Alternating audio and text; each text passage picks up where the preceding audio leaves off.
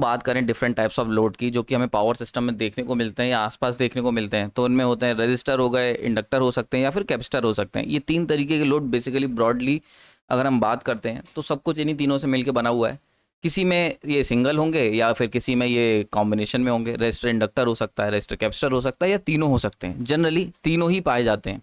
खैर, तो ये डिफरेंट टाइप्स ऑफ लोड है ना। अगर हम बात करते हैं इन लोड के बेसिस पे कि पावर डिमांड कितने तरीके की हो सकती है, तो अगर हम इन तीनों लोड की बात करें तो एक पावर डिमांड होती है जिसमें हम लोग पावर का इस्तेमाल करते हैं एक्चुअल वर्क को परफॉर्म करने के लिए। बड़ा इंपॉर्टेंट है, बहुत ध्यान से समझना। एक हम लोग को जो पावर होगी यानी कि सर्टेन अमाउंट ऑफ पावर चाहिए होती है एक्चुअल वर्क को परफॉर्म करने के लिए। एक्चुअल वर्क मतलब जहाँ पे एनर्जी सही में यूटिलाइज हो रही है। फॉर एग्जाम्पल हीट हो गई, हीट जनरेट करने के लिए, लाइट जनरेट करने के लिए, साउंड जनरेट करने के लिए, एंड मोशन को क्रिएट करने के लिए। फॉर एग्जांपल अगर मान लेते हैं कोई मोटर है तो वह मोशन क्रिएट कर रहे हैं, अगर स्पीकर है तो साउंड क्रिएट कर रहे हैं, लाइट है तो लाइट जला रहे हैं, और अगर हम बात कर रहे हैं हीटर की तो वहाँ पे हम लोग हीट जनरेट करने की कोशिश कर रहे हैं। तो ये सारी फॉर्म जो एनर्जी हैं ये बेसिकली ऐसी एनर्जी हैं जिनके लिए हमें पावर की ज़रूरत पड़ेगी। This is what we called actual work, ठीक है। और इस तरीके की पावर जो हम कहते हैं, इस तरह की पावर जो एक्चुअल वर्क परफॉर्म करती है या जो ट्रू वर्क परफॉर्म करती है, उसे हम लोग कहते हैं एक्टिव पावर, या फिर हम इसको और एक नाम होता है इसका ट्रू पावर भी इसका नाम होता है, ट्रू पावर, ठीक है। तो ये बात आपको समझ में आ गई होगी। यानी कि ऐसी पावर जो एक्चुअल काम करती है, जो आप ऐसा काम जो आप देख सकते हो, महसूस कर सकते हो, वो सारे काम जो होते हैं वो होते हैं ट्रू पावर के और एक्टिव पावर के। यानी कि दुनिया में जो कुछ देख रहे हो उसके लिए जो भी पावर कंज्यूम हो रही है, this is what we called active power. वहीं पे एक दूसरी पावर भी होती है, उसका काम क्या होता है? उसका काम होता है फील्ड जनरेट करना। यानी कि हमें जो दूसरा रिक्वायरमेंट होता है पावर का, वो हमें ज़रूरत पड़ती है फील्ड को जनरेट करने के लिए। अब फील्ड जो होती है वो दो तरीके की फील्ड हम जनरेट कर सकते हैं, एक होती है इलेक्ट्रिक फील्ड और एक होती है मैग्नेटिक फील्ड। अगर हम कैपेसिटर की बात करें तो कैपेसिटर अपनी प्लेट के बीच में इलेक्ट्रिक फील्ड को जनरेट करता है, ठीक है, इलेक्ट्रिक फील्ड क्रिएट करता है। वहीं पर अगर हम लोग इंडक्टर की बात करते हैं तो वो अपनी कॉइल्स के अंदर एक मैग्नेटिक फील्ड के लूप को जनरेट करके रखता है, यानी कि मैग्नेटिक फ्लक्स को सेटअप करके रखता है। तो इस इलेक्ट्रिक फील्ड यानी कैपेसिटर की प्लेट के बीच में मौजूद इलेक्ट्रिक फील्ड और इंडक्टर कॉइल के अंदर मौजूद मैग्नेटिक फील्ड को जनरेट करने के लिए, सेटअप करने के लिए हमें अगेन पावर की ज़रूरत पड़ती है। और ये पावर जो होती है इसको हम लोग कहते हैं रिएक्टिव पावर। बहुत इंपॉर्टेंट है। तो आईओ समझ में आ रहा होगा। तो दो तरीके की पावर की रिक्वायरमेंट, यानी कि इस दुनिया में दो तरीके की पावर चाहिए। एक जो एक्चुअल काम करने के लिए, यानी कि जो ऐसा काम जो हम देख सकते हैं, महसूस कर सकते हैं, और दूसरा हमें ज़रूरत पड़ती है फील्ड को जनरेट करने के लिए। यानी कि ये क्या होता है? एक तरीके का बैकग्राउंड, यानी कि आप कह सकते हो बैक ऑफ द स्टेज वाला जो काम होता है। यानी कि इलेक्ट्रिक फील्ड आप महसूस नहीं कर सकते, मैग्नेटिक फील्ड महसूस नहीं कर सकते, पर इनके बिना डिवाइसेस भी ऑपरेट नहीं करती। तो दीज आर फील्ड जनरेशन, यानी कि फील्ड जनरेशन के लिए हमें पावर की ज़रूरत पड़ती है, उसको हम कह देते हैं रिएक्टिव पावर। तो आई होप समझ में आ गया होगा। तो ये दो तरीके की पावर होती है। नाउ इस लेक्चर में, मेरा नाम प्रांजल है और आज इस लेक्चर के अंदर हम लोग डिटेल के अंदर बात करेंगे कितने तरीके की पावर हो सकती है, टाइप्स ऑफ पावर। मैंने आपको बेसिक इंट्रो दे दिया है। नाउ अब हम लोग एकदम अंदर की तरफ एक्सप्लोर करेंगे। बहुत ही डिटेल्ड लेक्चर होगा ये। अगेन जैसा हर बार करता हूँ, सीरीज में बनाऊंगा और बहुत कुछ सीखने को मिलेगा एक्टिव और रिएक्टिव पावर के बारे में। बहुत सारे लोगों की डिमांड आ रही थी, वो सारे लोगों की डिमांड को कंसर्न करते हुए इसको मैंने बड़ा डिटेल सीरीज में बनाया है। सारे कॉन्सेप्ट क्लियर हो जाएंगे जेई से लेके गेट लेवल तक के। चलिए शुरू करते हैं। तो अगर हम बात करते हैं, अगर एक जनरेटर है मेरे पास, ये जैसा फॉर एग्जांपल ये मैंने एक डीजल जनरेटर लिया है, आप कोई भी जनरेटर ले सकते हो। तो वो जो जनरेटर होता है वो एक्टिव पावर भी जनरेट करता है, क्योंकि हमारे पास कुछ लोड होंगे जो पावर को, ट्रूली पावर को कंज्यूम करेंगे, तो एक्टिव पावर जनरेट करता है, और कुछ रिएक्टिव पावर भी जनरेट करता है, और ये दोनों मिलके बनाती हैं एपरेंट पावर, ठीक है। तो आईओ समझ में आ रहा होगा। तो देखो बेसिकली होता क्या है, हमने देखा दो तरीके के लोड हैं। कुछ हैं जो एक्टिव पावर मांग करते हैं, कुछ हैं जो रिएक्टिव पावर डिमांड करते हैं, और जब हम इन दोनों को मिला देते हैं तो वहाँ से बनती है एपरेंट पावर। तो अगर हम ब्रॉडली क्लासीफाई करें तो जो हम बात करते हैं टाइप्स ऑफ पावर की, तो बेसिकली दुनिया में तीन तरीके की पावर है। एक है एक्टिव, एक है रिएक्टिव, और इन दोनों का जो समेशन है वो है एपरेंट पावर। नाउ इसको एक और नाम से जाना जाता है। अगर हम मीज़र करने की क्वांटिटी या यूनिट की बात करें तो एक्टिव पावर को हम लोग मीज़र करते हैं किलोवाट में, रिएक्टिव पावर को kVAR में, और एपरेंट पावर को हम लोग मीज़र करते हैं kVA में। इसीलिए तुमने देखा होगा जितने भी मशीन्स होती हैं, यानी कि मोटर जो होती है, जहाँ पे हम लोड की बात करते हैं, तो वहाँ पे हम लोग किलोवाट में लिखा होता है वो, ठीक है, कि इतना किलोवाट। क्यों? क्योंकि इतने किलोवाट की एक्टिव पावर की वो डिमांड होती है। वहीं पे अगर हम बात करते हैं कैपेसिटर की या फिर किसी ऐसी चीज़ की जिसमें मैग्नेटिक फील्ड जनरेट कर रहे हैं, तो वहाँ पे लिखा होता है उसकी जो रेटिंग होती है वो केवीआर में होती है। इसीलिए कभी कभी आपके न्यूमेरिकल में दिया होता है कि केवीआर फाइंड करो। केवीआर मतलब रिएक्टिव पावर फाइंड करो, कितनी रिएक्टिव पावर सर्किट में फ्लो हो रही है, तो केवीआर हो गया। और इन दोनों को मिलकर बनता है केवीए। नाउ केवीए एक बहुत ही कॉमन टर्म है, ये आप इसके साथ बहुत ही ज़्यादा आप इसको सुना होगा, इसको केवीए को। ये आपको मैंने बताया है कई बार। ट्रांसफार्मर की रेटिंग की बात करी जाए, ट्रांसफार्मर हो गया, या फिर एक जनरेटर की बात करी जाए, हमेशा इन दोनों की रेटिंग्स जो होती हैं, यानी कि सोर्सेज की अगर ब्रॉड कैटेगरी में बात करूं तो सोर्सेज की जो रेटिंग होती है वो हमेशा केवीए में दी गई होती है, ठीक है, केवीए में। And this is what we called apparent power. ऐसा क्यों?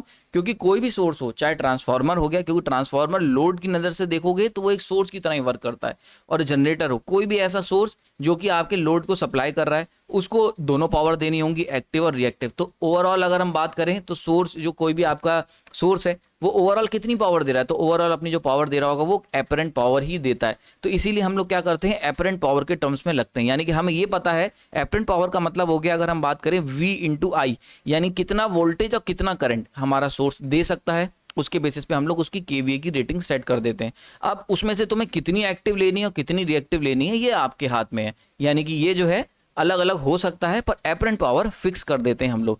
तो जब भी हम कभी सोर्स बनाते हैं, चाहे ट्रांसफार्मर डिज़ाइन करें या जनरेटर डिज़ाइन करें, हमेशा उसकी यूनिट को एपरेंट पावर में लिखते हैं। क्योंकि हम लोग क्या करते हैं, हम ये जान के फिक्स कर देते हैं कि इतना करंट रेटेड और इतना रेटेड वोल्टेज ये क्रिएट करेगा, जो कि इसके लिए हेल्दी होगा, इसके इंसुलेशन डैमेज नहीं होंगे और वायर जलेगा नहीं। क्लियर हो रहा है? अब उसके बाद उसमें से कितनी एक्टिव और कितनी रिएक्टिव लेनी है, ये हमारे हाथ में नहीं होता है, ये डिपेंड करता है लोड पे।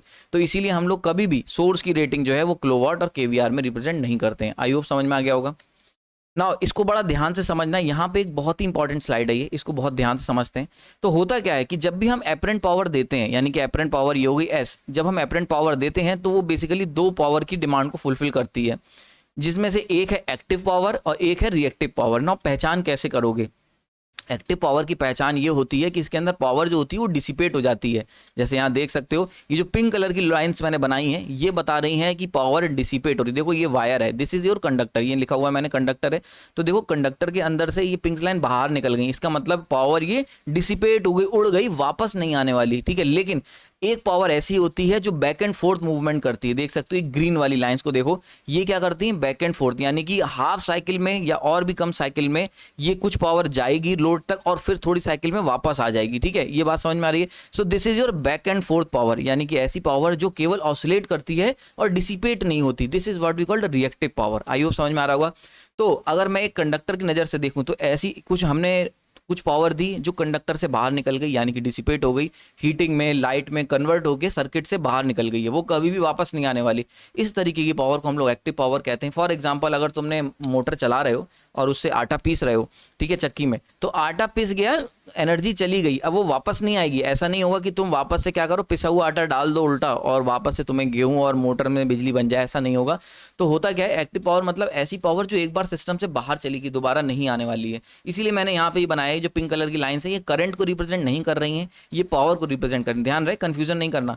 तो ये क्या होता है, ये ऐसी पावर जो सिस्टम से बाहर चली गई, यानी कि डिसिपेट हो गई। अब ये किस फॉर्म में डिसिपेट हुई, तो भाई ये अभी मैंने पीछे बताया था, ये लाइट की फॉर्म में हो सकता है बिजली बना दी हो इससे हमने, मतलब लाइट रोशनी बना दी हो, और ये भी हो सकता है कि हमने इससे हीटिंग क्रिएट करी हो। जैसे कि फॉर एग्जांपल हीटर में, एक बार हीटर तुमने जलाया, उसमें से हीट एनर्जी आई, आपने अपने हाथ सेक ली, गर्म हो गए, तो वो हीट एनर्जी बाहर निकल आई सिस्टम से, ठीक है। बात समझ में आ रही? सिस्टम के अंदर नहीं रहेगी। या फिर हम कह सकते हैं साउंड, जैसे कि स्पीकर, आपने गाना बजाया तो साउंड के रूप में वो एनर्जी बाहर डिसिपेट हो गई। क्लियर हो गया? तो जब भी किसी सिस्टम से हीट या एनर्जी कोई भी तरीके की डिसिपेट होती है, उसको हम लोग एक्टिव पावर कह देते हैं। तो ये डिसिपेशन दिखा रहा है, this is what we called heat power dissipation, ठीक है। और वहीं पे एक पावर ऐसी होती है जो बैक एंड फोर्थ मूव करती है, यानी कि डिसिपेट नहीं होती है, वो होती है आपकी रिएक्टिव पावर। इसको मैंने यहाँ पे, आपको याद होगा पुरानी अगर सीरीज पावर सिस्टम के शुरुआत के लेक्चर थे, बड़े इंपॉर्टेंट लेक्चर हैं, वो बेस सेट करते हैं, उनको जरूर देखना। उसके अंदर मैंने ये चीज़ आपको बताई थी कि पावर जो होती है, तीन तरीके के कर्व मैंने यहाँ पे बनाए थे। एक थी ऐसी पावर, हमने जब देखा था, इसको मैं कलर चेंज कर लेता हूँ, रेड कलर का ले लेता हूँ, ओके। तो एक हमने ये देखा था कि कुछ पावर ऐसी थी जो कि एवरेज वैल्यू जिसकी कितनी थी, half I nought into V nought, यानी कि कुछ एवरेज वैल्यू निकल के आई थी, यानी कि पी एवरेज जो था वो नॉट इक्वल टू जीरो नहीं था, यानी कि ऑन एन एवरेज कुछ पावर जो थी वो कंज्यूम हो रही थी लगातार, और इसको हमने कह दिया था पावर डिसिपेट हो रही है, and this is what we called true power. यही हमारी ट्रू पावर होती है, या फिर कह सकते हैं, या फिर एक्टिव पावर या फिर किलोवाट। ठीक है, तो ये ऐसी पावर थी जो हमने देखा कि एक साइकिल में ये क्या हो रही थी, लगातार इसकी एवरेज वैल्यू एक पॉजिटिव थी। एवरेज वैल्यू पॉजिटिव होने का मतलब पूरी साइकिल में सर्टेन पावर जो हो रही है वो बाहर जा रही है, डिसिपेट हो जा रही है, यानी कंज्यूम हो रही है। क्लियर हो रहा है? तो ये हमने साइकिल देखी थी, आपको याद होगा, पुराने लेक्चर नहीं देखे हैं तो जाके देखो, पहले वहां से स्टार्ट करो सीरीज। अगर आपको ये देखनी पावर सिस्टम की तो लेक्चर 1 से आप इसको स्टार्ट करें। ठीक है, दूसरा हमने देखा था, आपको याद होगा, जब मैंने इंडक्टर की साइकिल बनाई थी या कैपेसिटर की, इन दोनों ही केसेस में मैंने ये बात प्रूव करी थी आपको कि देखो नेट जो है, यानी कि अगर हम लोग एवरेज देखें तो ऑन एन एवरेज आप देख सकते हो ये जीरो के सेंटर के अक्रॉस है, यानी कि हाफ साइकिल में पावर की डायरेक्शन रिवर्स है, दूसरी हाफ साइकिल में पॉजिटिव है, तो नेट कितना हुआ, नेट हो गया जीरो। इसीलिए देखो एवरेज पावर जीरो निकल के आई थी यहां पर भी। यानी कि अगर आप इंडक्टर और कैपेसिटर की बात करते हो तो किसी भी तरीके का पावर कंजम्पशन जीरो हो जाता है, और यहीं से ये इंपॉर्टेंट मैसेज है कि जीरो एवरेज पावर डिसिपेशन। यानी कि अगर हम बात करते हैं किसी भी इंडक्टर या कैपेसिटर की तो वहां पे एक्टिव पावर जो कंज्यूम होगी वो जीरो होगी ना। ये कैसे हो रहा है, तो यहाँ पे देख सकते हो इस केस के अंदर क्या होता है, पावर जो हो रही है वो क्या कर रही है, back and fourth motion perform कर रही है, बैक एंड फोर्थ। इसीलिए मैंने पुरानी स्लाइड पे देखो यहाँ पे बैक एंड फोर्थ लिखा है, तो यहाँ पे यह चीज आपको ये चीज क्लियर हो रही होगी। तो देखो बैक एंड फोर्थ, ठीक है, बैक फोर्थ। बैक फोर्थ का मतलब एक बार जा रही है आगे और एक बार पीछे जा रही है। इसका कलर फिर से चेंज कर लेते हैं। तो देखो एक बार जा रही है यानी कि ये हो गई पॉजिटिव भी, और अगली ही साइकिल में ये हो गया नेगेटिव भी। तो देखो पॉजिटिव नेगेटिव, तो ऑन एन एवरेज क्या हो रहा है, केवल ये ऑसिलेट कर रही है लोड से सोर्स के बीच में, यानी कि हाफ साइकिल में चली जा रही है लोड से सोर्स और वापस से पीछे आ जा रही है। क्लियर हो गया? यहाँ पे एक चीज और पुराने लेक्चर में मैंने बताई थी कि इस तरीके की ये जो पावर होती है इसकी फ्रिक्वेंसी 2 ओमेगा होती है, यानी कि 2 ओमेगा मतलब अगर हमारी 2 ओमेगा कह लो या 2f कह लेते हैं, f ज्यादा क्लियर रहेगा आपको याद होगा मैंने बताया था कि अगर हमारी जो 50 हर्ट्ज से अगर हम डील कर रहे हैं तो ये जो रिएक्टिव पावर का जो बैक एंड फोर्थ मूवमेंट है ये कितना होता है, ये 100 हर्ट्ज होगा। यानी कि हाफ साइकिल में, यानी जितनी देर में हमारी फ्रिक्वेंसी 50 हर्ट्ज वाली हाफ साइकिल कंप्लीट करेगी उतनी देर में ये पावर जो होगी ये 2 बैक एंड फोर्थ जा चुकी होगी। यानी कि एक बार लोड पे, और लोड पहले सोर्स से लोड एंड देन लोड से सोर्स की तरफ ये मूव कर चुकी होगी, यानी कि एक back and fourth cycle complete कर चुकी। बड़ा इंपॉर्टेंट है, इस पे बहुत सारे क्वेश्चन आए हुए हैं कि इंस्टेंटेनियस फ्रिक्वेंसी जो होती है वो कितनी होती है, तो 2 टाइम्स होती है रिएक्टिव पावर की। क्लियर हो गया यहाँ पे? तो आई होप ये समझ में आ रही होगी। ठीक, खैर अगर ये चीज़ मैंने पुराने लेक्चर में कवर की है, वहाँ पे इसको डिटेल में समझाया, वहाँ देख सकते हैं। यहाँ पे अपना फोकस हम रखेंगे टाइप्स ऑफ पावर पे। तो अब तक पिक्चर क्लियर कर दी होगी, यानी कि अगर मैं अब तक समराइज करूँ, पावर 2 तरीके की नहीं 3 तरीके की, एक होती एक्टिव एक होती रिएक्टिव, और दोनों को मिला दो तो बनती एपरेंट। क्लियर हो गया? देन हमने सीखा एक्टिव मतलब जो कंज्यूम हो गई, जो डिसिपेट हो गई, पिक्चर से वायर से बाहर हो गई, और रिएक्टिव मतलब जो बैक एंड फोर्थ यानी लोड से सोर्स के बीच में केवल घूमती रहती है, कंज्यूम नहीं होती है। ठीक है, तो आईओ भी समझ में आ गई होगी। नाउ अब हम बात करते हैं इफेक्ट क्या हुआ रिएक्टिव पावर का। ठीक है, तो इफेक्ट को बात समझते हैं भाई। रिएक्टिव पावर हमने, ठीक है, आपने कहा कि सर ठीक है चलो रिएक्टिव पावर होती है, हम लोग हमेशा ट्रू पावर को देखते हैं ना। रिएक्टिव पावर का क्या असर पड़ता है एपरेंट पे और एक्टिव पे, तो इसको जरा ध्यान से समझते हैं। तो यहाँ पे एक बड़ा ही एक फेमस डायग्राम है, ये बहुत बार बताया जाता है, ये बियर के रूप में इसमें डायग्राम दे रखा है। यहाँ पे मैं प्रमोट नहीं कर रहा हूँ कि आप ड्रिंकिंग शुरू कर दें। यहाँ पे बेसिकली मेरा काम है आपको एक लेसन देना, एक इंपॉर्टेंट मैसेज है। वो देखो कि अगर हम लोग कभी भी, आप ये बियर बना दी है, अगर कोल्ड ड्रिंक की भी बात करो तो कभी अभी आपने जब बहुत ही अच्छी ठंडी कोल्ड ड्रिंक अगर पलटोगे ग्लास में, तो सर्टेन अमाउंट की तो एक्चुअल कोल्ड ड्रिंक होती है और बचा हुआ उसमें झाग होता है इस तरीके का। ठीक है, तो ये जो ऊपर वाला जो झाग देख रहे हो, this is what we called reactive power, KVAR। यानी लगता तो है कि ग्लास भरा हुआ है, ग्लास पूरा भर दिया है, पर उसमें काम की कोल्ड ड्रिंक केवल इतनी ही होती है। क्लियर हो रहा है यहाँ पे? या काम की जो बियर है वो इतनी होगी, और ये आपकी हो गई रिएक्टिव पावर, यानी कि वो एक्स्ट्रा पावर जो लग रहा है लेकिन कंज्यूम नहीं कर सकते, या वेस्टेड है या अनयूजेबल है, थोड़ी देर में वो डाउन हो जाती। क्लियर हो रहा है? और इन दोनों को अगर सम कर दें तो ये बनता है हमारा KVA। नाउ ये तो एक कहने का एग्जाम्पल हो गया। अगर हम अपने कॉन्सेप्ट पे डील करें, इलेक्ट्रिकल देखें, तो देखो होता क्या है, अगर मान लेते हैं तुमने एक रजिस्टर लेके आए हो मार्केट से खरीद के, और उस रजिस्टर को तुम अगर सोर्स से कनेक्ट करोगे तो वो सर्टेन अमाउंट की हीट जनरेट करेगा, और इस हीट को जनरेट करने के लिए उसे जरूरत पड़ेगी एक्टिव पावर की। क्लियर हो गया? तो यहाँ से सोर्स तुम्हारा एक्टिव पावर दे देगा। लेकिन अगर आपने क्या करा, इसी सोर्स के साथ एक इंडक्टर भी लगा दिया, क्लियर हो गया, तो सोर्स क्या मतलब सॉरी रजिस्टर के साथ एक इंडक्टर भी लगा दिया, तो रजिस्टर तुम्हारा हीट जनरेट कर रहा है और इंडक्टर क्या कर रहा है, ये मैग्नेटिक फील्ड बना रहा है, मैग्नेटिक फील्ड। क्लियर हो रहा है? तो इंडक्टर तुम्हारा मैग्नेटिक फील्ड बना रहा है ना। इस मैग्नेटिक फील्ड को स्टोर करने के लिए तुम्हें, या मैग्नेटिक फील्ड को सेटअप करने के लिए आपको एक एक्स्ट्रा रिएक्टिव पावर की जरूरत पड़ेगी, ये वो रिएक्टिव पावर हो गई ना। अब क्या हो रहा है, यानी कि तुम कर क्या रहे हो, तुम्हें हीट ही जनरेट कर रहे हो, पहले भी हीट जनरेट कर रहे थे, अब भी हीट जनरेट कर रहे हो। तो काम की पावर क्या है? काम की पावर वो है जो हीट जनरेट करेगी। भाई तुम्हें तो हाथ आपने, तो वो पावर, तुम वो पावर को काम का मानोगे जिससे तुम्हारा काम हो रहा है, यानी कि जिससे तुम्हें गर्मी मिल रही है। तो वो पावर कौन सी है? वो है एक्टिव पावर। लेकिन अब इस एक्टिव पावर को फ्लो कराने के लिए, क्योंकि इसके अंदर इंडक्टर भी ऐड हो गया है, तो ये तुम्हें एक्स्ट्रा पावर क्यू भी देनी पड़ेगी। यानी कि अब देखो एक्स्ट्रा पावर की डिमांड होगी, यानी कि जो सोर्स बिना रिएक्टिव पावर के पावर दे रहा था, वो कम दे रहा था, जैसे ही आपने उसके अंदर एक रिएक्टिव पावर कंपोनेंट जोड़ दिया, तो उससे क्या होगा? एक एक्स्ट्रा पावर मांग कर ली जाएगी सोर्स की तरफ से। और सबसे खास बात, ये जो तुमने रिएक्टिव पावर का कंपोनेंट जोड़ा है, ये अनयूजेबल है, यानी कि इसका कोई रोल नहीं होगा उस हीट को जनरेट करने में। क्लियर हो रहा है? क्योंकि ये तो मैग्नेटिक फील्ड सेटअप करेगा। So this is the wastage of power. यानी कि अगर हम बात करें, ये पिक्चर से जो मैंने आपको समझाने की कोशिश करी है, कि अगर कभी भी किसी सर्किट के अंदर अगर रिएक्टिव पावर के कंपोनेंट बढ़ा दोगे तो एक्स्ट्रा पावर मांगी जाएगी, लेकिन काम उतना ही होगा। बात समझ में आ रही?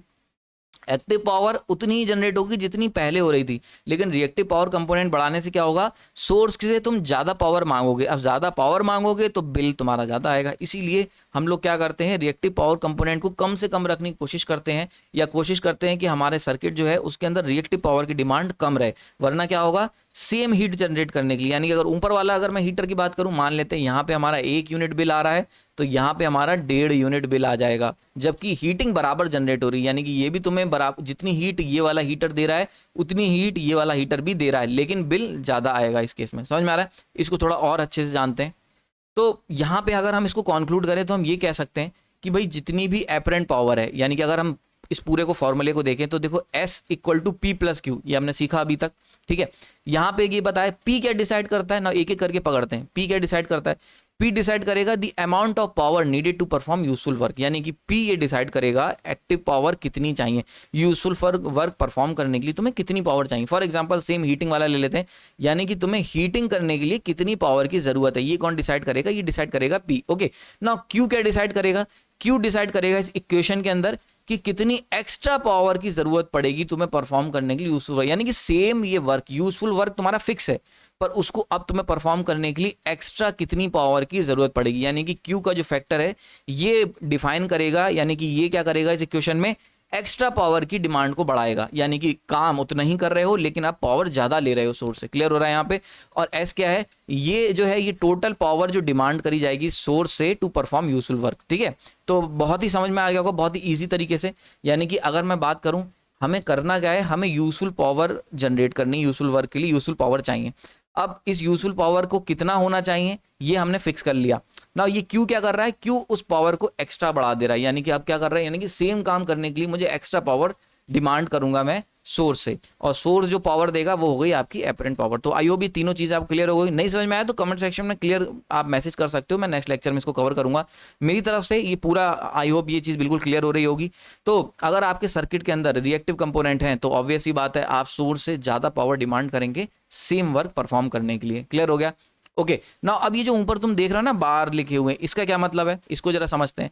तो बेसिकली ये जो इक्वेशन है S bar equal to P bar plus Q bar, ये दिखा रही है, जो बार लगा हुआ ये दिखा रहा है फेजर सम। फेजर सम क्या होता है इसको जरा समझ लेते हैं। क्लियर हो रहा है यहाँ पे?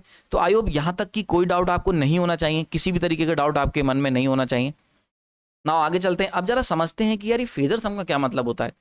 S equal to P plus Q तो समझ में आता है, ये पर फेजर जो आपने लगाया हुआ है इसका क्या मतलब है? तो बहुत अच्छे से एक सिंपल एग्जांपल से आपको समझाता हूँ। मान लेते हैं मैं एक रजिस्टर लेके आया जिसे 10 यूनिट की पावर चाहिए। मैं यहाँ पे यूनिट कोई मेंशन नहीं कर रहा हूँ, जो भी होगी, तो 10 यूनिट की पावर इस रजिस्टर को चाहिए। ठीक है, तो हम क्या करेंगे? हम सोर्स लगाएंगे और सोर्स से 10 यूनिट की पावर मांग लेंगे। ना यहाँ पे एस इक्वल टू पी के बराबर हो गया, यानी कि 10 यूनिट की पावर चाहिए और 10 यूनिट हमारा हम मांग कर रहे हैं सोर्स से। क्लियर हो रहा है? अब क्या हुआ? अब हमने क्या करा? एक रजिस्टर के साथ एक इंडक्टर भी लगा दिया। सेम पीछे वाला एग्जांपल, हमने रजिस्टर भी लगाया और इंडक्टर भी। नाउ रजिस्टर को चाहिए 10 यूनिट, सेम जैसे ऊपर चाहिए थी गर्मी बढ़ाने के लिए। यहाँ पे जो इंडक्टर लगाया है ना, इसको चाहिए मैग्नेटिक फील्ड सेटअप करने के लिए 5 यूनिट। क्लियर हो रहा है? तो 10 यूनिट रजिस्टर को चाहिए, 5 यूनिट इंडक्टर को चाहिए अपने अक्रॉस मैग्नेटिक फील्ड सेटअप करने के लिए। तो अब अगर मैं सोर्स से डिमांड करूंगा तो कितनी पावर डिमांड करूंगा? 15 यूनिट। ठीक है, 10 यूनिट भाई रजिस्टर को चाहिए, 5 यूनिट चाहिए इंडक्टर को, तो हम लोग जो सोर्स से डिमांड करेंगे एपरेंट पावर की वो होगी 15 यूनिट। ठीक है, तो ये आंसर है गलत। क्यों गलत है? बहुत ध्यान से समझना, अभी इसको बताऊंगा मैं। तो सही आंसर क्या है? सही आंसर है 11.18 यूनिट, यानी कि रजिस्टर तुम्हारा 10 यूनिट की डिमांड कर रहा है, इंडक्टर 5 यूनिट की डिमांड कर रहा है, पर सोर्स से तुम 15 यूनिट नहीं मांगोगे, तुम 11.18 यूनिट मांगोगे ना। ये कैसे हो गया भाई, ये तो एकदम कोई कैलकुलेशन समझ ही नहीं आई। इसको जरा देखते हैं। तो यहाँ पे रोल आता है फेजर सम का, ठीक है। तो ये सही कैसे है इसको जरा समझ लेते हैं। तो फेजर सम का फॉर्मूला आप ध्यान रखो, फेजर सम का फॉर्मूला होता है S equal to under root में P square plus Q square, यानी कि ये नॉर्मल एल्जेब्रिक सम नहीं है। यहाँ पे जो मैंने 15 यूनिट आपको बताया था, ये जो 15 यूनिट ये गलत क्यों हो गया, क्योंकि this is algebraic sum. Algebraic sum, algebraic sum में क्या होता है, अगर हमारे पास एक 4 है एक 5 है, तो हम इनका जब एल्जेब्रिक सम करते हैं तो हम लिख देते हैं 5 4 9, क्लियर हो गया। लेकिन जब तुम इसका फेजर सम करोगे तो अंडर रूट में 5 का स्क्वायर प्लस 4 का स्क्वायर करके करेंगे, तो ये आ जाएगा आपका 5 5 जा 25, 4 4 जा 16, क्लियर हो रहा है यहाँ पे। और जब इसको हम करेंगे तो ये आ जाएगा आपका 41, ठीक है। तो अंडर रूट में कितना आया आपका, अंडर रूट में आ गया आपका 41, क्लियर हो गया। तो ये जो आएगा इसकी वैल्यू मैं अगर आपको नहीं पता तो मैं इसकी वैल्यू निकाल देता हूं। अंडर रूट में 41 इक्वल टू 6.4, क्लियर हो रहा है यहाँ पे, ये हो गया आपका 6.4, ठीक। तो देखो देख सकते हो कि अगर हम एल्जेब्रिक सम करते हैं तो हमारी यूनिट कितनी निकल के आती है, हमें रिक्वायरमेंट आती 9 की। 4 + 5 अगर एल्जेब्रिक सम है तो दिस इज योर 9, लेकिन अगर ये फेजर सम है तो ये हो गया 6.4, क्लियर हो गया। और ये कैसे हुआ, क्योंकि फेजर सम में क्या होता है, हम लोग सेम प्लेन पे डील नहीं करते हैं, हमारे फेज चेंज होते हैं। यानी कि for example this is your 5 and this is your 4। ना अगर इसको निकालेंगे तो ये हो गई डिस्प्लेसमेंट, तो ये आपका कितना निकल के आएगा 6.4। लेकिन अगर हम एल्जेब्रिक सम की बात करते हैं तो एल्जेब्रिक सम में ये हो गई 5, ये हो गई 4 और ये हो गया तुम्हारा रिजल्टेंट, तो ये 9 निकल के आता है। तो एल्जेब्रिक सम जब भी करते हैं हम सेम प्लेन में करते हैं। एल्जेब्रिक सम कब होता है, जब आप सेम प्लेन में एग्जिस्ट करते हो। लेकिन फेजर सम कब होता है, जब हम लोग अलग अलग फेज में यानी अलग अलग प्लेन में। तो देखो ये एक्स एक्सिस है, ये वाई एक्सिस है, तो हम सेम प्लेन में क्योंकि एग्जिस्ट नहीं करते तो इसीलिए हमारी वैल्यू जो होती है वो अलग आती। खैर ये एक अलग मुद्दा है। तो आई होप समझ में आ गया होगा कि क्यों अंतर आया। तो अंडर रूट में जब P square plus Q square करा तो यहाँ पे हम देख सकते हैं जब हमने एस को 10 का स्क्वायर, एस जो अपरेंट पावर जो नेट डिमांड होगी वो फेजर सम होगा पी प्लस क्यू का। तो P square plus Q square, P कितना है 10, क्यू कितना है 5, दोनों का स्क्वायर करेंगे, सॉल्व करेंगे, 11.18 आएगा। तो यहाँ पे जो 11.18 यूनिट की डिमांड की गई। तो आई होप समझ में आ रहा होगा ना। यहाँ से दो बातें सीखने को मिली इस अब तक। एक तो ये कि अगर हम लोग रिएक्टिव पावर एक्टिव पावर दोनों यूज कर रहे हैं तो भाई उनका एल्जेब्रिक सम मतलब इतना भी ज़्यादा एक्स्ट्रा पावर डिमांड नहीं होगी, थोड़ी सी ज़्यादा होगी। यानी कि पहले 10 यूनिट मांग रहे थे, अब 11.18 यूनिट मांग रहे हो। तो हमने क्या करा, अगर रजिस्टर और एक इंडक्टर लगा भी देंगे तो जो रिएक्टिव पावर एक्टिव पावर का सम होगा वो इतना भी ज़्यादा नहीं होगा जितना हमें देखने को लग रहा है, इतना भी ज़्यादा नहीं होगी, लेकिन हाँ ज़्यादा होगी।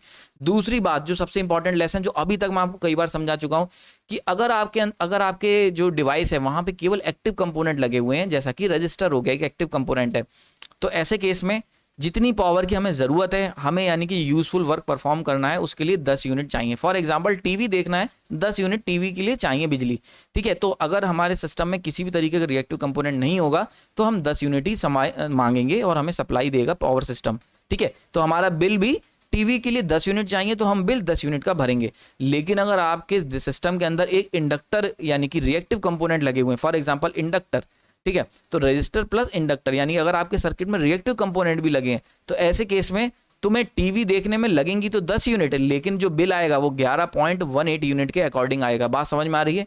तो ये बहुत ही इंपॉर्टेंट और क्लियर मैसेज मैं 10 बार बता चुका हूँ, ये आपको याद रखना है कि जब भी आप सिस्टम के अंदर अगर आपकी रिएक्टिव कंपोनेंट ऐड करते हो तो ऐसे में क्या होगा, आपका बिल बढ़ जाता है। यानी कि रिएक्टिव कंपोनेंट जो होता है यानी कि क्यू, ये क्या कर रहा है, ये देखो आप पीछे वाली स्लाइड पे चलते हैं एक बार को, वहाँ जो मैंने पीछे बताया था कि ये जो कर क्या रहा है, ये जो क्यू है ये क्या कर रहा है, ये तुम्हारा एक्टिव पावर का जो बिल होना चाहिए एक्टिव पावर के अकॉर्डिंग ये उसको बढ़ा दे रहा है, यानी कि एक्स्ट्रा डिमांड कर रहा है। इसीलिए इसकी वैल्यू क्या होनी चाहिए, मिनिमम होनी चाहिए, ठीक है, सिस्टम में आपके। क्लियर हो रहा है यहाँ पे। तो अगर आप चाहते हो कि आपका बिल कम से कम आए तो आपके जो सिस्टम है उसके अंदर एक्टिव कंपोनेंट ज़्यादा होने चाहिए, रिएक्टिव कंपोनेंट कम होने चाहिए। फॉर एग्जांपल इंडक्टर, तो अगर ऐसा होगा तो आपका बिल कम आएगा वरना आपका बिल ज़्यादा आएगा। क्लियर हो रहा है, आइयो समझ में आ रहा है। तो ये एक्स्ट्रा यूनिट डिमांड क्यों कर रहा है, क्योंकि हम इंडक्टर यूज़ कर रहे हैं। ओके, अच्छा एक और होता है, एक होता है कैपेसिटर। अभी तक हमने इसको पिक्चर में नहीं लाए हैं, अभी तक मैं इंडक्टर से समझा रहा हूँ। कैपेसिटर के बारे में चर्चा करेंगे अभी आने वाले थोड़ी देर बाद, 2-3 लेक्चर में हम लोग उसको चर्चा करेंगे, देखेंगे कि क्या कैपेसिटर के आने से भी बिल बढ़ता है या बिल कम भी हो सकता है। इस चीज़ों को थोड़ा सा चर्चा करेंगे, लेकिन अभी नहीं, बाद में। ओके, नाउ यहाँ पे आइडेंटिफिकेशन कैसे पहचानोगे कि तुम्हारी जो पावर है जो डिमांड कर रहे हो वो एक्टिव है कि रिएक्टिव है। तो बहुत ही सिंपल तरीका, अगर वोल्टेज और करंट सेम फेज में है तो हमारी पावर जो है वो एक्टिव है।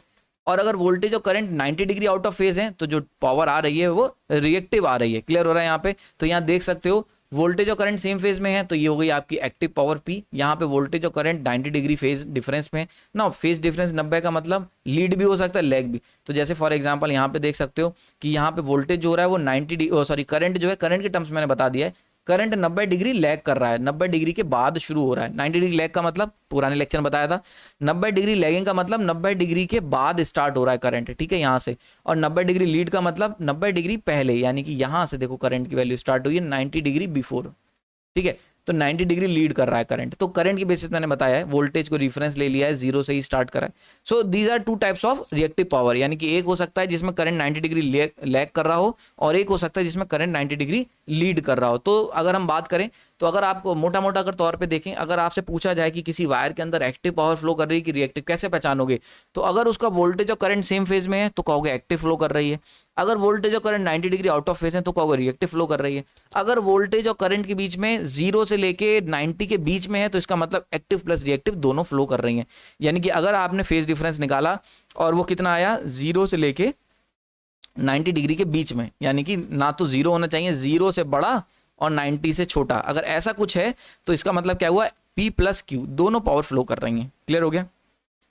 नाउ अब बड़ा इंपॉर्टेंट समझते हैं कि P एंड Q सिस्टम में कैसे होगा, यानी कि जनरेटर को कैसे पता चलेगा भाई कि हमें कब रिएक्टिव देनी है और कब एक्टिव देनी है और कितना देना है, ये कैसे पता चलेगा? तो भाई हम जनरेटर लेके आए मार्केट से खरीद के, जनरेटर हमारा मस्त चल रहा था, उसमें हमने डीजल उजल पूरा भर दिया। अब होता क्या है, जनरेटर जब भी हम चलाते हैं तो बेसिकली जनरेटर क्या करता है, एक वोल्टेज प्रोवाइड करता है, टर्मिनल वोल्टेज बस। यानी कि जब भी आप जनरेटर को ऑन करोगे तो जनरेटर अपने दोनों टर्मिनल के अक्रॉस एक वोल्टेज तुम्हें दे देगा। अब होता क्या है, जैसे ही तुम इस वोल्टेज को, टर्मिनल वोल्टेज को एक लोड से कनेक्ट करते हो तो लोड क्या करता है, सर्किट पूरा कर देता है। जैसे सर्किट पूरा होता है तो एक करंट फ्लो होने लग जाती है, terminal current. So this is the simple concept. यानी कि अगर आपने घर के बाहर एक जनरेटर स्टार्ट करा है तो वो तुम्हें वोल्टेज दे रहा था, जैसे ही तुमने उस पर लोड लगाया, तुमने सर्किट को कंप्लीट कर दिया और सर्किट कंप्लीट होते ही एक करंट फ्लो कर गया। क्लियर? नाउ अब अगर वोल्टेज जिस फेज में है, क्योंकि एसी है, वोल्टेज जिस फेज में है और उसी फेज में करंट भी अगर लोड मांग रहा है, यानी कि वोल्टेज जो तुमने, टर्मिनल वोल्टेज जो तुम दे रहे हो और जो लोड करंट की डिमांड कर रहा है वो दोनों सेम फेज में है, तो ये हम कह देंगे, एक केस ये हो सकता है। दूसरा केस क्या हो सकता है कि जो तुम वोल्टेज मांग रहे हो और जो तुम्हारा करंट है वो दोनों आउट ऑफ फेज हैं। ये दो केस हो सकते हैं। क्लियर हो रहा है यहाँ पे? यानी कि एक हमने मांगा कि वोल्टेज जो है और करंट, जो करंट लोड मांग रहा है वो वोल्टेज के साथ सेम फेज में हो सकता है। दूसरा केस क्या हो सकता है कि जो वोल्टेज हमने अप्लाई किया और जो लोड, जो करंट मांग रहा है वो आउट ऑफ फेज हो सकते हैं। क्लियर? तो अगर सेम फेज में है तो this is what we call active power, यानी कि यहाँ से ही डिसाइड होगा कि कितनी एक्टिव पावर की डिमांड आ रही है और ये डिसाइड करेगा अमाउंट ऑफ रिएक्टिव पावर। यानी कि जब हम जनरेटर को मार्केट से खरीद के लाते हैं तो जनरेटर के पास दिमाग नहीं है कि उसे पता नहीं चलता भाई तुम्हें कितनी एक्टिव और रिएक्टिव चाहिए। जनरेटर केवल आपको टर्मिनल वोल्टेज देता है। अब जब तुम लोड लगाते हो तो तुम करंट मांगते हो। अब ये जो करंट लोड मांग रहा है ये डिसाइड करता है कि कितनी एक्टिव और रिएक्टिव पावर होगी। समझ में आया? तो अगर करंट जो तुम वोल्टेज से, जो जनरेटर से तुम करंट की डिमांड कर रहे हो, अगर वो वोल्टेज के साथ सेम फेज में आ गया तो वो हम कह देंगे कि एक्टिव पावर की डिमांड हो रही है। और वहीं पे जो करंट डिमांड करा जा रहा है लोड के द्वारा वोल्टेज से, वो वोल्टेज के साथ अगर आउट ऑफ फेज हो गया तो हम कहेंगे वो रिएक्टिव पावर की डिमांड कर रहा है। तो आई होप समझ में आ गया होगा। और ये टोटल जितना तुमने करंट मांगा, जितना वोल्टेज दे रहे हैं, इनको अगर प्रोडक्ट कर दोगे तो ये बन जाती है एपरेंट पावर। यानी कि जनरेटर से अगर पूछोगे, वो जनरेटर कहेगा भैया मैं इतना वोल्टेज दे रहा हूँ और इतना करंट दे रहा हूँ, तो ये वोल्टेज और करंट का जो प्रोडक्ट होता है, this is what we called apparent power. Clear हो गया यहाँ पे? तो एपरेंट पावर समझ में आ गई, एक्टिव समझ में आ गई एंड रिएक्टिव समझ में आ गई। किसी तरीके कोई डाउट नहीं होना चाहिए। आईओबी समझ में आ गई होगी। नाउ अब एक्टिव और रिएक्टिव को कंट्रोल कैसे करेंगे? तो जनरेटर के अंदर भाई एक्टिव और रिएक्टिव को कंट्रोल करने के लिए अगर एक्टिव पावर की बात करूं तो हम लोग यूज़ करते हैं गवर्नर और प्राइम मूवर का। इसको आने वाले लेक्चर्स में हम लोग डिटेल में सीखेंगे, या मैं इसको कोशिश करूंगा इस वाले कॉन्सेप्ट को मैं अल्टरनेटर वाली सीरीज़ में कवर करूं। ठीक है? अल्टरनेटर की जो सीरीज़ हमारी अधूरी चल रही वहाँ पे कवर कर सकते हैं। अगर आपको जानना है तो कमेंट सेक्शन बताएं, मैं अल्टरनेटर की सीरीज़ को आगे बढ़ा दूंगा। अगर आप चाहते हो कि मैं उस सीरीज़ को और आगे बढ़ाऊँ, क्योंकि अभी थोड़ा टाइम की कमी है, तो वहाँ पे आप कमेंट कर सकते हैं। कमेंट में जितने ज़्यादा कमेंट होंगे अगर अल्टरनेटर सीरीज़ के ऊपर, तो मैं उतनी जल्दी उसको शुरू करूँगा। खैर, एक्टिव पावर डिमांड की अगर हम बात करते हैं तो एक्टिव पावर डिमांड जनरेटर की, अगर मैं चाहता हूँ जनरेटर से एक्टिव पावर ज़्यादा, मान लो अगर जनरेटर है भाई उतना एपरेंट फिक्स है और उससे एक्टिव पावर ज़्यादा मांग ली गई, तो उसे कैसे मैनेज करोगे? उसको मैनेज करने के लिए हम लोग गवर्नर और प्राइम मूवर का इस्तेमाल करेंगे। वहीं पर अगर हम बात करते हैं रिएक्टिव पावर, अगर मान लेते हैं मेरा जनरेटर जो है उससे रिएक्टिव पावर ज़्यादा मांग ली गई, तो ये कैसे मैनेज करोगे? इसको हम मैनेज करेंगे फील्ड एक्साइटेशन को कंट्रोल करके। आपको याद होगा फील्ड एक्साइटेशन जो हम लोग देते हैं इस तरीके से डीसी सप्लाई देके, तो यहाँ से हम लोग कंट्रोल कर सकते हैं। क्लियर हो गया यहाँ पे? आईओ समझ में आ रही होगी ना। ये सारी बातें हो गई तुम्हारी जनरेटर की। लेकिन अगर इन्वर्टर की बात करें, घर के ऊपर जो बैटरी लगी हुई तुम्हारे इन्वर्टर की, भाई वो भी तो घर का लोड उठाती है। अगर हम इन्वर्टर की बात करें, जब लाइट चली जाती है तो तुम इन्वर्टर से चलाते हो, और इन्वर्टर से जब आप चलाते हो तो वहां पर भी तो यार घर के लोड तो वही रहे ना, जो एक्टिव और रिएक्टिव मांगे, तो इन्वर्टर कैसे पूरा करता है? तो इन्वर्टर के अंदर एक्टिव पावर की डिमांड को फुलफिल करने के लिए हम लोग क्या करते हैं, वीटी और आईटी सेम फेज का इन्वर्टर जनरेट करने लगता है। यानी कि इन्वर्टर के अंदर एक खास फीचर होता है, अगर एक्टिव पावर ज़्यादा आ रही है तो वो जो वोल्टेज और करंट जनरेट करेगा वो क्या करेगा, सेम फेज के वोल्टेज और करंट को जनरेट करके भेज देगा। वहीं पे अगर रिएक्टिव पावर की डिमांड ज़्यादा है तो वो क्या करेगा, वोल्टेज और करंट जो बनाएगा वो आउट ऑफ फेज बनाने लग जाएगा, यानी कि 90 डिग्री के डिफरेंस पे, फेज डिफरेंस पे अपनी वोल्टेज और करंट को बनाने लग जाएगा। तो इस तरीके से वो क्या करता है, इन्वर्टर क्या करता है, इन्वर्टर के अंदर अगर हमें रिएक्टिव पावर कंट्रोल करनी है तो रिएक्टिव पावर बनाने के लिए हम लोग क्या करते हैं, वी और आई को आउट ऑफ फेज कर देते हैं। यानी कि अगर आप चाहते हो कि तुम्हारे इन्वर्टर रिएक्टिव पावर सप्लाई करे तो उसके अंदर क्या करो, उसके स्विचेस को इस तरीके से कंट्रोल करो कि वी और आई जो है वो 90 डिग्री आउट ऑफ फेज चले जाएं। वहीं पे अगर तुम चाहते हो कि तुम्हारे इन्वर्टर एक्टिव पावर को सप्लाई करे तो ऐसा स्विचिंग का अरेंजमेंट करो कि वोल्टेज और करंट क्या हो, सेम फेज में हो। तो आई होप समझ में आ रहा होगा। तो इन्वर्टर के अंदर अगर हम एक्टिव और रिएक्टिव पावर कंट्रोल की बात करते हैं तो वोल्टेज और करंट के फेज को कंट्रोल करके कर देते हैं बाई स्विचिंग फ्रिक्वेंसी को एडजस्ट करके। लेकिन अगर जनरेटर की बात करें तो वहां पे governor, prime mover and field excitation के कंट्रोल से हम इसको कर पाते हैं। तो आई होप ये लेक्चर आपको समझ में आया होगा। ये लेक्चर काफ़ी डिटेल्ड है और इससे ऐसे बहुत सारे लेक्चर्स अभी लाइन में बने हुए हैं। पावर सिस्टम सीरीज दोबारा से जाग गई है और इसमें हम लोग बहुत कुछ सीखने वाले हैं। इस बार कोशिश करूंगा कि कम से कम 10 से 15 लेक्चर्स या 20 लेक्चर्स इसके पावर सिस्टम सीरीज के कंप्लीट करूं मैं, ताकि आप लोगों को एक फील आए पावर सिस्टम एक बहुत ही इंपॉर्टेंट सब्जेक्ट है। ये लेक्चर आपको समझ में आया होगा। इस लेक्चर के अंदर मैंने कोर कंपोनेंट, बिल्कुल बेसिक जो होता है पावर सिस्टम का, कि एक्टिव पावर क्या होती है, रिएक्टिव पावर क्या होती है और एपरेंट क्या होती है और क्या अंतर है, इन सब चीज़ों को कवर करा है। आने वाले लेक्चर्स के अंदर पावर ट्रायंगल और पावर फैक्टर, उसका क्या असर होता है, बिल क्यों ज़्यादा आता है, इन सबको हम लोग धीरे धीरे सीखेंगे। और रिएक्टिव और नेगेटिव पावर फैक्टर होने का क्या मतलब होता है, तो इन सब चीज़ों को हम लोग जानेंगे। लेक्चर पसंद आया तो लाइक कर सकते हैं, कोई डाउट है तो कमेंट सेक्शन बताएं। आपने अपना कीमती समय दिया उसके लिए धन्यवाद।